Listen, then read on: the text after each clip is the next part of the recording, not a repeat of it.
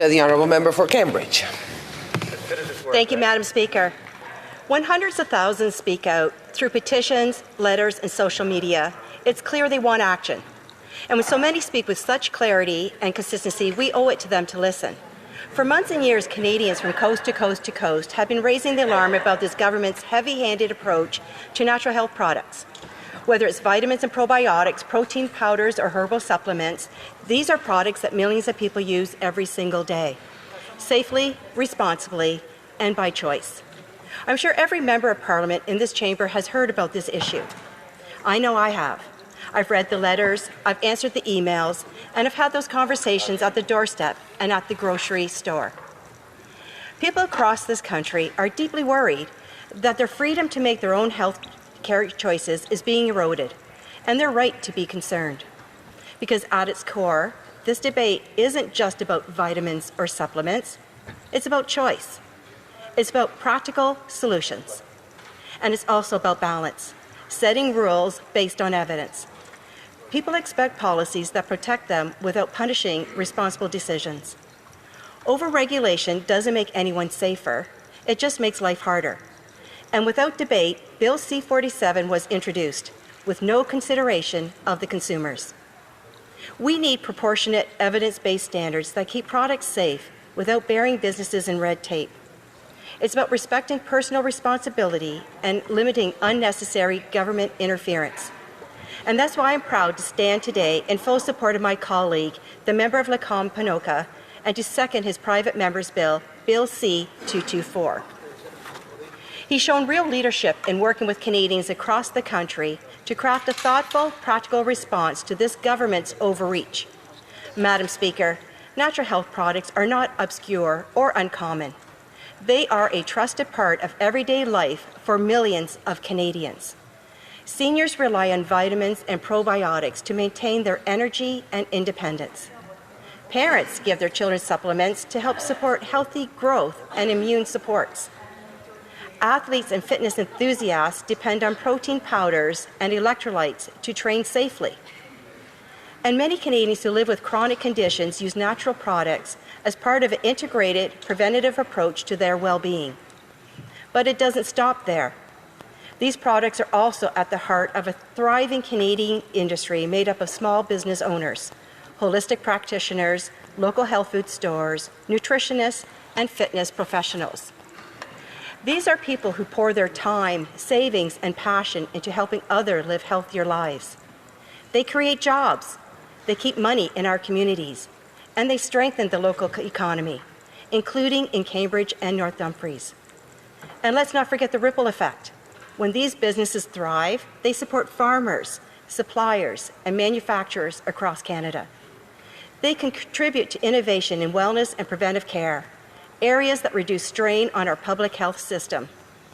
Undermining them doesn't just hurt small shops, it hurts the Canadian economy. These are good people doing good work, and they deserve a government that treats them as partners in health, not as problems to be managed. That's why the Liberal government's Bill C-47 was such a serious blow. Hidden deep in that omnibus legislation were new powers and new regulations that would effectively smother this industry under layers of red tape. More bureaucracy, more fees, more Ottawa gatekeepers. It would have given Health Canada sweeping new authority over how natural health products are manufactured, labelled, and sold. Authority that would drive small businesses into the ground and push safe, trusted products right off Canadian shelves. The result would be fewer choices for consumers, higher costs, and a less competitive marketplace, all in the name of control. And let's be honest, this wasn't an isolated decision. It fits a clear and troubling pattern from this government that sees them centralizing power, limiting choice, and distrusting Canadians to make their own decisions. We saw it during the lockdown, when the government imposed unjustified, unscientific mandates that divided Canadians and punished people for making personal health decisions. We saw it when they forced charities and faith groups to sign on to ideological commitments, binding agreements, just to access government programs that should have been open to all. We saw it again when they tried to give themselves unchecked spending power while shutting down Parliament, leaving no mechanism for accountability or oversight. And we see it today as they continue to govern through bloated budgets and endless bureaucracies, concentrating decisions in Ottawa instead of trusting Canadians and their communities. It's the same story every time. More power for the government, less freedom for the people. Well, Madam Speaker, Bill C-224 is about reversing that trend. It's about putting power back where it belongs, in the hands of Canadians. It's about respecting the right of individuals to make their own decisions on health, and the right of small businesses to operate without being crushed by excessive regulation. This bill restores a sensible framework that helps keep products safe, maintains consumer protections, but gets the government out of the way of ordinary Canadians who just want to live healthy, independent lives. It's not radical, it's reasonable and practical. And Canadians know it. I've heard from hundreds of them in my community alone. Sophie from Cambridge wrote to me recently. She said, "How can it be that natural health manufacturers and practitioners can now be destroyed for providing Canadians with vital nutrients essential for health? Our laws are now adversarial against the citizen." She went on to say, "The severe fines in the therapeutic product provisions may be pocket change for large pharmaceutical companies, but they are excessive for natural health practitioners and natural health companies." She's right. These aren't multinational corporations with billion-dollar legal departments. They're small, family-run businesses with razor-thin margins trying to do the right thing for their customers and their communities.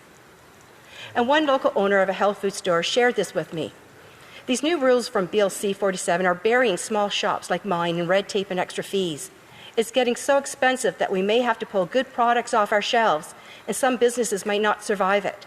Customers will end up buying from sketchy online markets because they won't find what they need here at home. That's why we help gather signatures for the petition and why we support Bill C-224. It brings back the old system that worked, protects small businesses, and keeps natural health products affordable and available for Canadians. And another neighbour from North Dumfries told me, "I use natural health products every day for my wellness, but the new rules are making them harder to access. Some of what I depend on is gone or too costly now." Bill C-224 would make sure Canadians like me can still afford the products that help us stay healthy. Madam Speaker, these are not isolated voices.